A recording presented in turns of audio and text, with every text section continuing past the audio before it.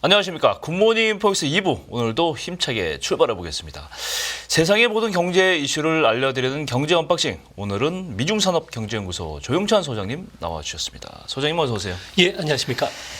FOMC 예상대로 끝나긴 했어요. 지금 제가 요약을 해보면 5회 연속 정책금리가 동결이 됐고 일부에서도 브리핑은 해드렸지만 상단인 연방기금리 5.5%를 유지했고 연내에 금리 인하 시그널이 더 확실해질 것으로 시장이 받아들이면서 주가가 S&P 500 지수 기준으로 사상적으로를 기록했습니다.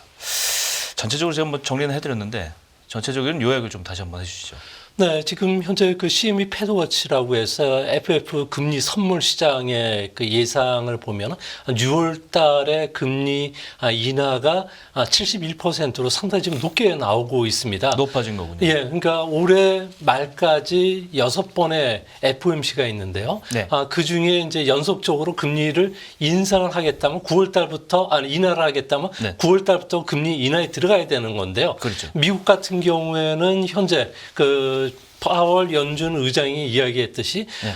공급망 회복이라든지 왕성한 소비가 미국 경제를 지금 이끌고 있다는 이야기를 했는데요. 네. 이 때문에 앞으로 연준 같은 경우에도 연속해서 금리 인상하기보다는 네. 미국 경제도 좋고 또 부실 채권도 상당히 쌓여 있지 않는 상태고 예. 여기에 노동시장도 좋은 상황이고 예. 공급망 회복, 생산성 회복이라는 상황이 지속되고 있다는 거죠. 네. 여기에 기업들 입장에서는 생성 AI와 관련된 설비 투자가 상당히 진행되고 있는 상황에서 네. 만약에 그 물가가 2% 초반까지 내려온다면은 선뜻 금리를 인하를 했을 경우에는 충격을 줄 수가 있는데 그렇죠. 연준 입장에서 볼 때는 연속해서 금리를 인하를 시켰을 경우에는 무슨 문제가 있는 거니 인플레이션이 가속화될 우려가 더 크다는 거죠. 그렇죠. 이 때문에 시장에서는 6월 달에 한번 금리 인하를 하고 네. 그리고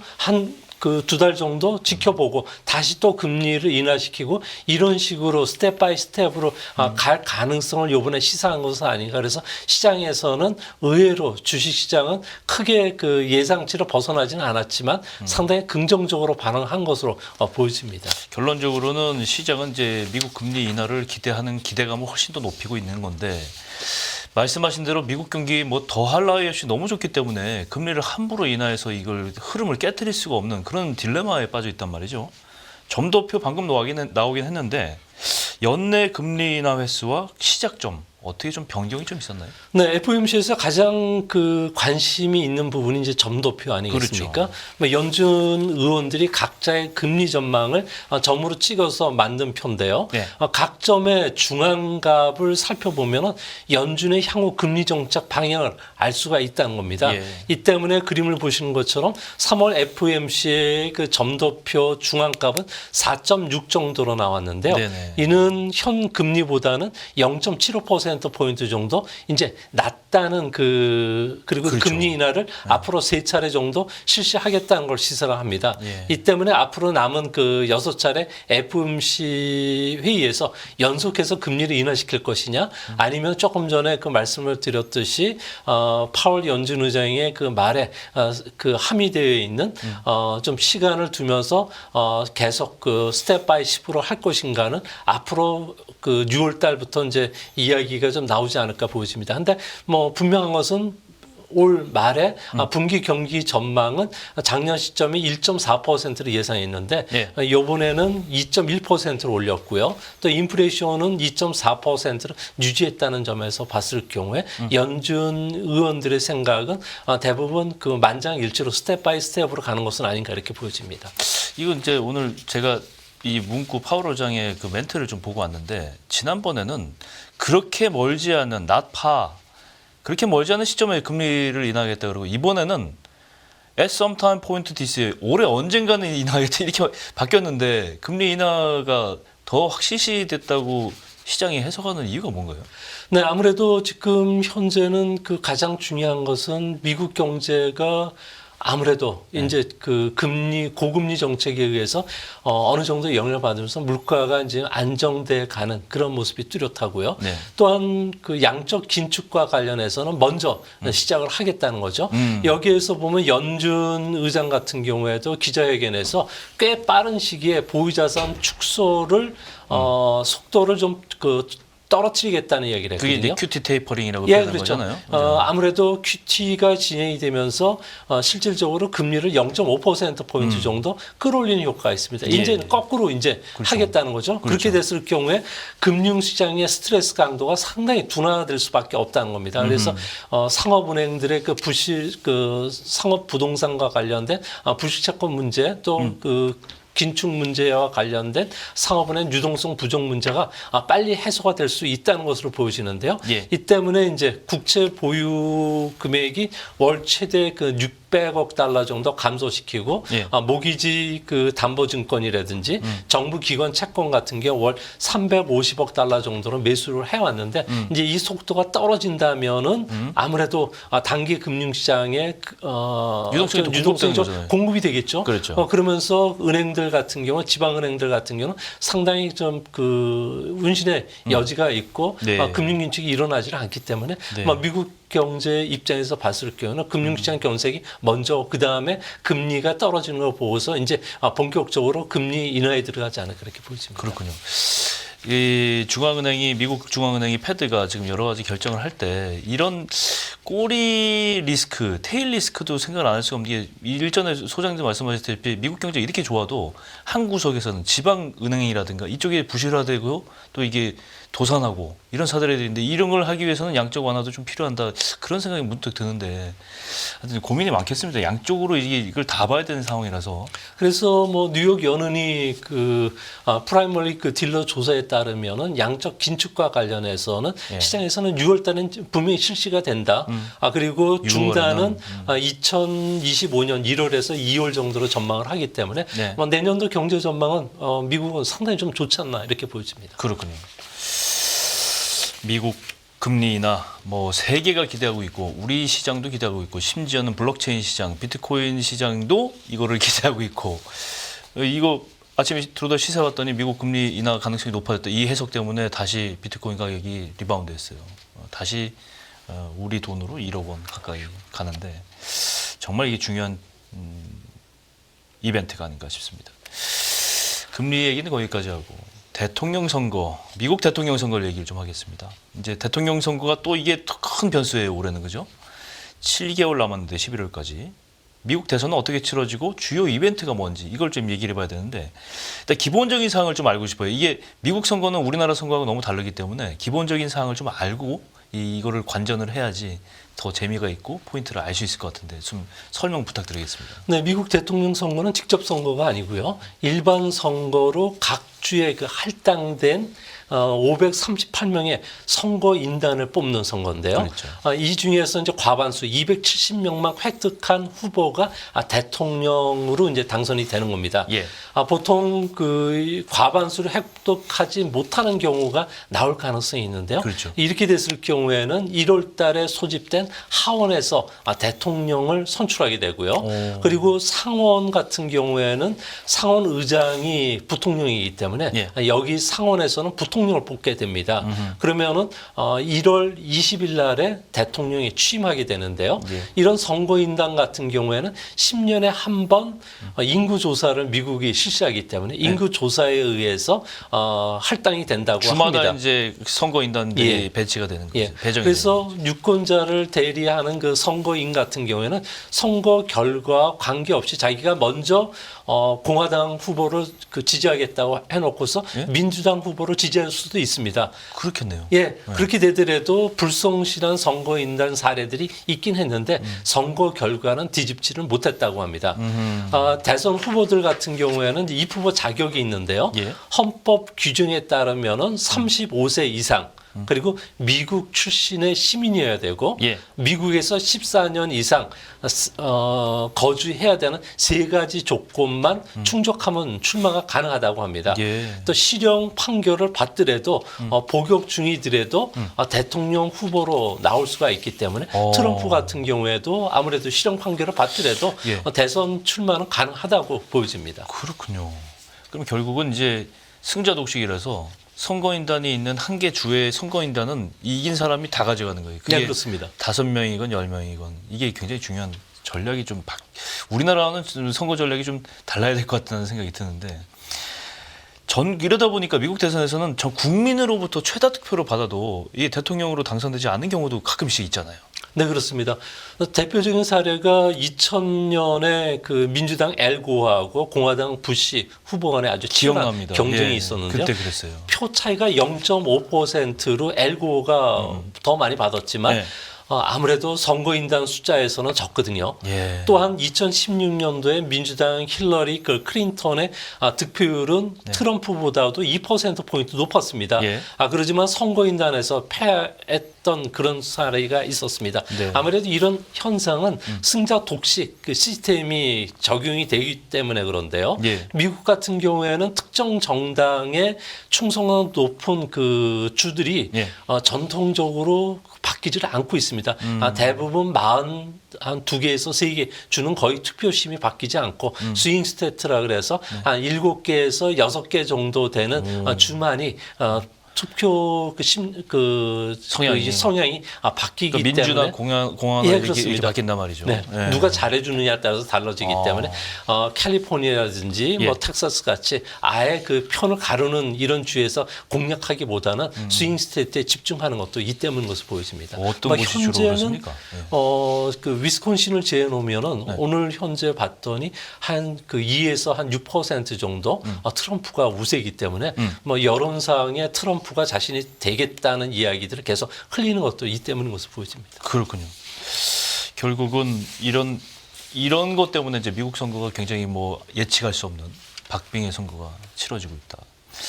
그래도 이제 방금 스윙 스테이트 이게 보니까 제가 표 자료를 보니까 위스콘신, 미시간, 조지아, 애리조나, 네바다, 노스캐롤라이나, 펜실베니아 7곳이 좀 그런 주인데 이런 격전주의 여론조사를 좀 보면 선거 결과를 미리 좀 알 수 있지 않나 그런 생각이 드는데요. 근데 여론조사의 그 정확성이 최근 들어서 상당히 미국에도 많이 떨어지고 있는데요. 그래요? 아무래도 2016년도 선거 같은 경우는 클린턴이 우세할 거로 봤는데 네. 막상 뚜껑을 여니까 트럼프가 우세했고요. 또 2020년에는 사전 투표에서는 바이든이 압승할 것으로 봤는데 네. 의외로 트럼프가 선전을 한 그런 모습입니다. 예. 아무래도 트럼프가 플로리다를 가져갔고요. 네네. 또 위스콘신에서도 접전을 보였기 때문에 그런데요. 뭐 그 대선에서 그 예상을 빗나가는 그런 사태들 같은 경우에는 학력과 투표 행동 간의 그 바이어스가 상당히 강하게 작용합니다. 평행성이라 그러죠. 예, 한쪽에 예. 쏠림 현상이 일어나는데 학력이 높을수록 민주당을 지지하고요. 공화당 같은 경우에는 고졸 이하 사람들이 지지하는 경향이 나오고요. 또 흑인이라든지 히스패닉 같은 경우는 특정 정당을 지지하는 성향이 아주 강하게 나오는데 이들의 투표율에 따라서 네. 선거 결과가 많이 달라진다는 겁니다. 예. 이 때문에 앞으로 이런 현상이 좀 완화가 되더라도 트럼프 같은 경우에도 투표율이 좀 그 여론조사도 그렇고 과소평가되는 경향이 앞으로도 계속 나오지 않을까 이렇게 보여집니다. 그렇군요. 미국 대선 여론조사 신뢰성 얼마 정도예요? 네, 그 보통 오차율로 따지는데요. 오차율이 과거 선거에는 플러스 마이너스 3%였다고 뭐 하는데 그 정도는 일반적인 거죠. 예, 근데 지금은 6%로 지금 확대가 됐다고 그렇게 합니다. 차이가 많아요? 그래서 예. 미국 같은 경우에는 문제가 예. 인구조사 구조상 25% 인구를 차지하는 게 60에서 80%를 차지하는 베이비 부모들입니다. 예. 이제 이들이 성향이 자기가 지지하는 후보가 압승이 예상이 된다고 하면은 투표장에 나가지 않는 성향이 상당히 뭐 강하다고 어차피 합니다. 결론은 나 있다. 예, 뭐. 그렇습니다. 그래서 뭐 내 한 표 더 봐야 뭐 달라지겠느냐 그런 성향이 크고요.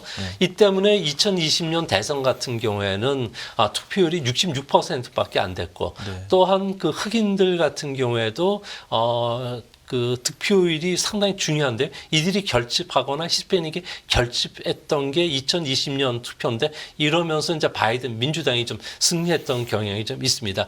또 트럼프 같은 경우는 이걸 깨기 위해서 딥스테이트, 그러니까 미국이 그늘에서 조종하는 어둠의 정부가 있다고 주장하면서 자신을 지지해주는 그 사람들 같은 투표장에 좀 나와달라, 자신을 좀 찍어달라고 했고요.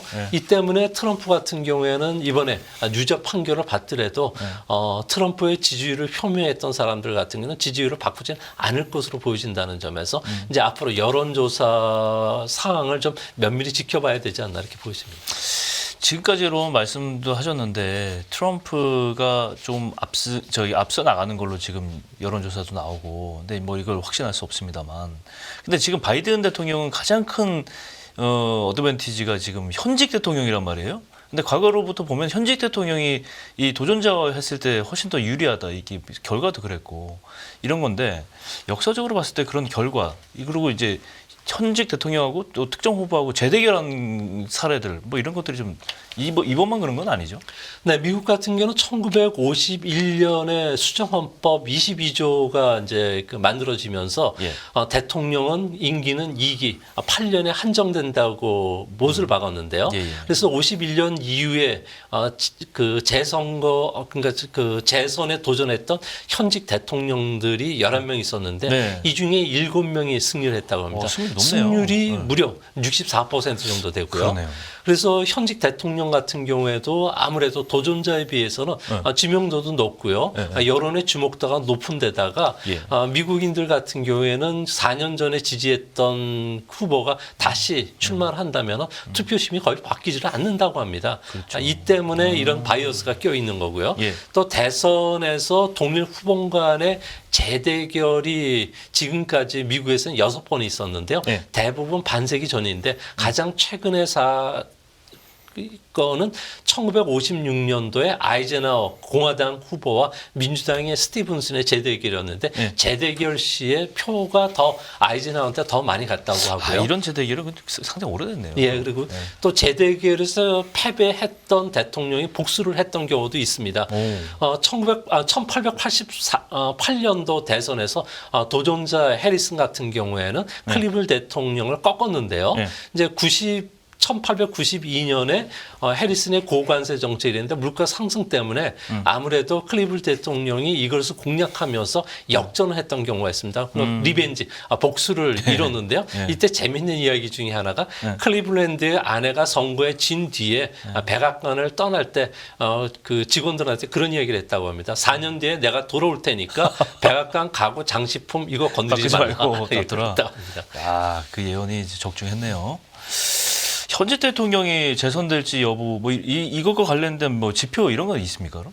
네, 뭐 트럼프에게는 여러 가지 악재들이 있는데 가장 중요한 것은 헤일리 지지자들이라든지 무당파라든지 또 교회에 사는 그 고학년 여성들이 표심이 80%는 공화당 지지했던 사람들도 이제 투표장 가기 싫다는 거죠. 그렇죠. 또 한 가지는 이제 4월 25일부터 면책 특권과 관련된 그 구두 변론이 있는데 6월 달에 결론이 난다고 합니다. 이 여론이 상당히 좀 중요한 역할을 하지 않을까 보여지는데 이 때문에 지지율이 보통 30% 이하로 떨어졌던 사람들, 그러니까 1980년대 지미 카터 그리고 1999년에 아버지 부시 같은 경우에는 30%가 미달됐고요. 또 트럼프 같은 경우는 40% 아래로 떨어지면서 지지율이 떨어지면서 그 아무래도 재선에 그 제동이 걸렸는데 그런 측면에서 보면은 미국인들이 뭘 중시하는가를 보면은 실업 문제하고 인플레이션을 상당히 중시한다고 합니다.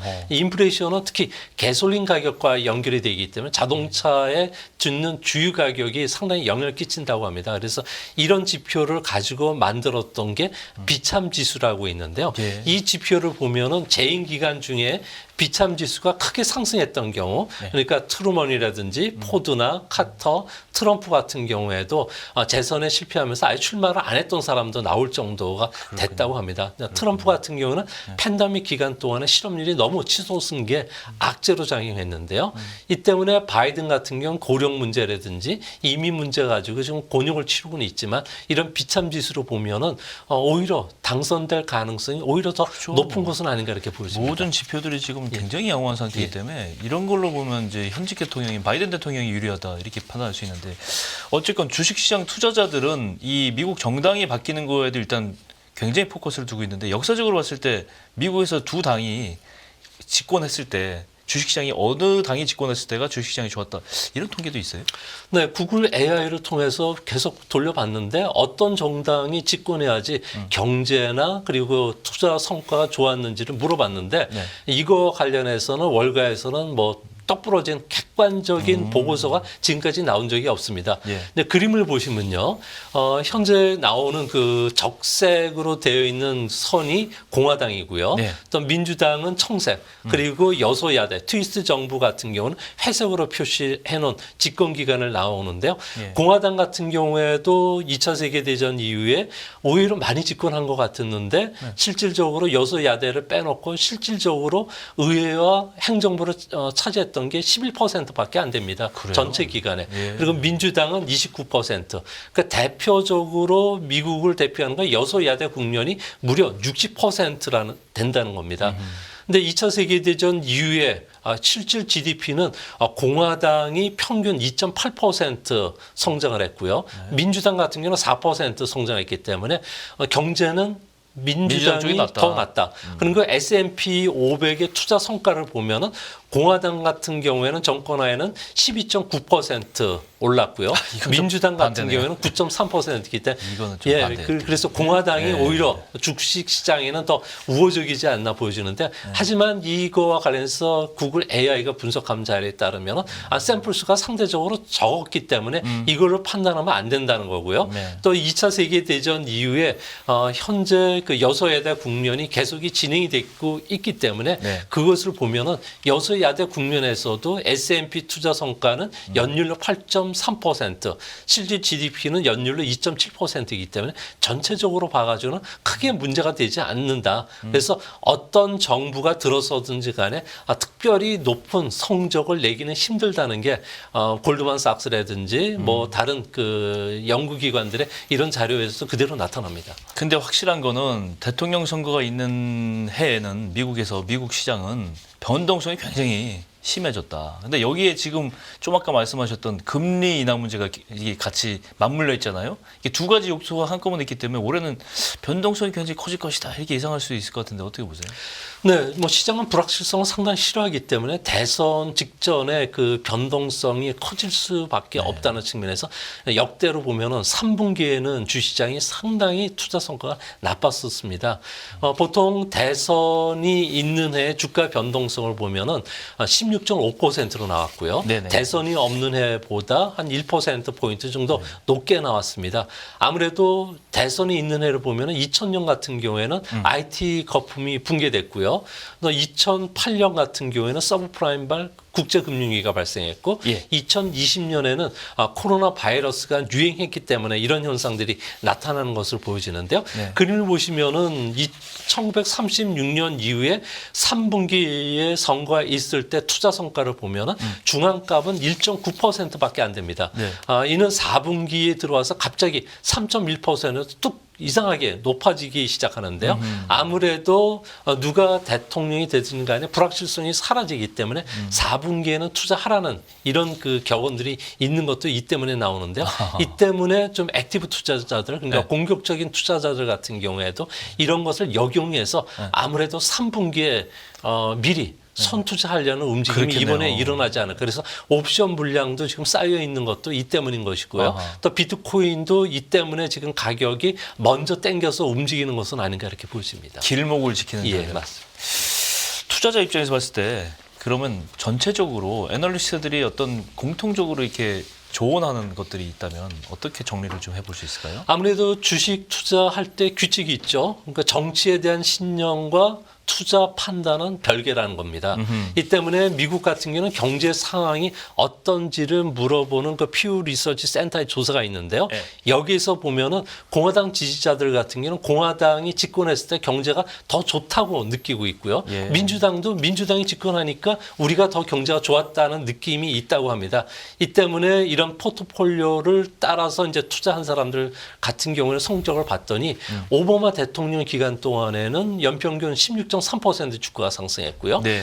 트럼프 같은 경우에는 18%, 네. 16%죠. 그러니까 투자 성과가 별 다른 차이가 없다는 겁니다. 차이가 없네요. 그래서 네. 정권에 따른 그 차이보다는 오히려 초저금리, 달러 약세 정책, 세금 감면 같은 거시 환경이 더 영향을 미쳤다는 것을 알 수가 있는데요. 예. 이 때문에 지지하지 않는 정당이 들어섰다고 해서 투자를 포기하지 말고 오히려 투자 같은 경우에도 그 경제 펀더멘탈에 따라서 투자를 하는 게 옳은 판단인 것을 보여집니다. 그렇군요. 지지하지 않는 정권이 집권했다고 해서 투자의 전략을 거기에 맞출 필요는 없다. 좋은 말씀입니다. 이번 대선도 어느 정당에서 대통령이 나올지, 뭐 의회 다수당은 또 어떻게 될지, 이게 변수들이 뭐 많은 건데, 어쨌든 누가 대통령이 되든 예측이 어렵다는 거예요. 이게 미국 상황에 따라서는 굉장히 여소야대 국면도 맞물려 있고, 그 거시경제 측면도 맞물려 있고, 국제 정세도 그렇고, 야, 이게 복불복이라고 봐야 되는 것 같은데 어려워요, 진짜. 네. 네, 뭐 어떤 정부가 됐든지 간에 뭐 재정 정책을 통해서 경기를 부양시키겠다는 그 사탕 발림을 상당히 많이 합니다. 그러니까. 하지만 뭐 특정 정당이 압승한다고 해서 모든 대선 공약을 실천하는 것은 아니라는 것은 지금까지 보여줬는데요. 네. 아무래도 공화당도 그렇고 민주당도 그렇고 정치권의 그 분국화 현상, 그러니까 이제 그 여러 가지 이해 단체들이 얽혀져 있기 때문에 모든 정책을 다 실행하기는 어렵다는 겁니다. 민주당이 의회와 행정부를 집권했던 바이든 초기 같은 경우에도 빌드백 베터, 그러니까 세입 세출 법안들을 아주 과감하게 추진을 해왔는데 네. 민주당 안에서도 계속 손질이 가고 의견을 반영하다 보니까 타협으로 나온 게 인플레이션 억제법으로 바뀌었고요. 그렇죠. 당초 공약보다 크게 축소됐고 규모도 축소됐다는 겁니다. 이 때문에 누가 대통령이 됐든지 간에 정책 판단에 의해서 정책 공약주들이 올라가는 것이 아니라 펀더멘탈에 따라서 주시장의 성과가 달랐다는 점에서 이제 앞으로 뭐 금융정책이라든지 재정정책, 노동정책, 기업실적, 또 펀더멘탈에 따라서 투자 판단을 하는 게 좋은 그 판단인 것으로 보여집니다.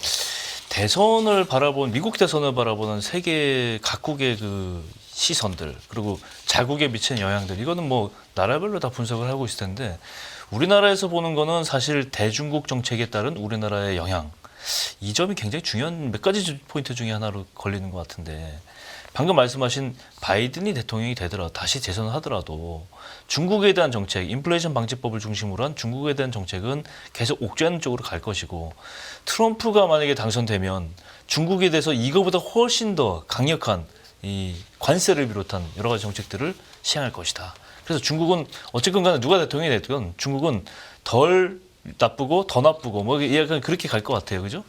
근데 중국에서 이제 중국의 동향이 지금 문제인데 마지막으로 중국의 동향을 좀 썸머리를 좀 해보면 중국은 계속 이 성장률 5%를 할 수 있다 이렇게 외치고 전인대에서도 그걸 하긴 했는데 이게 1, 2월 경제 지표는 사실은 괜찮게 나왔어요. 근데 중국 물론 통계를 믿을 수 없다 이렇게 얘기하면 얘기가 안 되는 건데 어쨌건 경기 현상력이 좀 진행되는 게 조금 한숨을 돌렸다 이렇게 봐도 됩니까? 중국 쪽의 지표는? 네, 뭐 중국 같은 경우는 신형 그 새로운 그 성장 엔진으로 해서 전기 자동차라든지 그리고 배터리, 그 태양 전지를 중심으로 해서 수출이 크게 늘었습니다. 예. 또 생산도 늘었고요. 그리고 또한 오늘 중국에서 발표한 신형 새로운 성장 엔진 그러니까 소위 말해서 디지털 트랜스포메이션을 중심으로 해서 이제 경기를 이끌겠다고 하면서 신량이라는 게 새로운 세 가지 이거 주력 제품, 신질 그 생산성 향상은 디지털을 통해서 생산을 극대화시키는 이런 전략을 쓰게 되는데요. 네네. 이 때문에 미국 입장에서는 생각지도 못했던 그 최신 디지털과 관련된 수출들이 본물듯이 일어난다는 거죠. 예. 그러니까 멕시코를 중심해서 BYD가 미국의 그 자동차를 반값으로 수출하기 시작하고 예. 그러다 보니까 미국 노동자들이라든지 그리고 미국의 그 기업들이 반발을 하고 있기 때문에 이제 그 현재는 1, 2월 달은 수출을 중심으로 해서 산업 생산도 올라가고 네. 수출도 증가했지만 앞으로 미국의 규제 조치가 이제 본격화되는 시점에서는 네. 앞으로 이런 문제들이 좀 그 산업 생산이 줄어들지 않을까. 특히 아시안이라든지 또 유럽 그리고 세계 각국들이 중국의 수입 물동량이 너무 급속하게 몰려오기 시작했다는 겁니다. 예. 그러니까 디프레이션을 수출하는 거와 관련해서 제동을 걸기 위해서 반덤핑과 관련된 조사나 이런 작업들이 진행이 되고 있기 때문에 2분기부터는 중국의 수출 산업 생산이 위축이 되고 이것을 네. 보여주는 지표가 생산자 물가지수 그러니까 도매 물가 같은 경우에도 2월 달에 전월 대비 마이너스 2.7%로 네. 17개월 연속 마이너스를 기록했는데요. 이 때문에 앞으로 뭐 중국 같은 경우에는 우리나라에 엄청난 그 생활 필수품, 그다음에 주방용품 그리고 뭐 다양한 그 제품들을 덤핑으로 계속 수출할 가능성이 크지 않나 이렇게 보입니다. 그렇군요. 갑자기 그 말씀하시니까 중국 그 포탈이 아니라 그 쇼핑몰들에 대한 최근 공세가 막 일어나고 있는 게 심상치 않은 그 연관이 좀 돼서 연계가 돼서 생각이 되는데 어쨌건 미국 대통령 선거 얘기를 다시 좀 하면 미국 대통령 선거 결과에 따라서는 중국과 미국의 큰 접전이 좀 벌어질 것 같기 때문에 이에 대비해야 되는 그런 생각은 반드시 좀 아무리 강조해도 지나치지 않은 측면이다. 저는 그렇게 생각이 듭니다. 네, 맞습니다. 미국 같은 경우에도 대중국가 간에서 어느 정부가 됐든지 간에 이제 상계 관세 부과뿐만 아니라 반덤핑 관세 부과, 세이프 가드 적용 이런 것들이 이제 앞으로 본격화될 가능성이 크거든요. 근데 이거와 관련해서 중국의 수출 제품의 원부 자재를 납품하는 국내 기업들 같은 경우는 리스크 관리를 좀 철저히 해 주셔야 되지 않을까 생각이 됩니다. 맞습니다. 네, 조용천 소장님과 함께 미국 대선 얘기 또 중국 경기 지표 얘기 함께 좀 살펴봤습니다. 오늘 말씀 고맙습니다.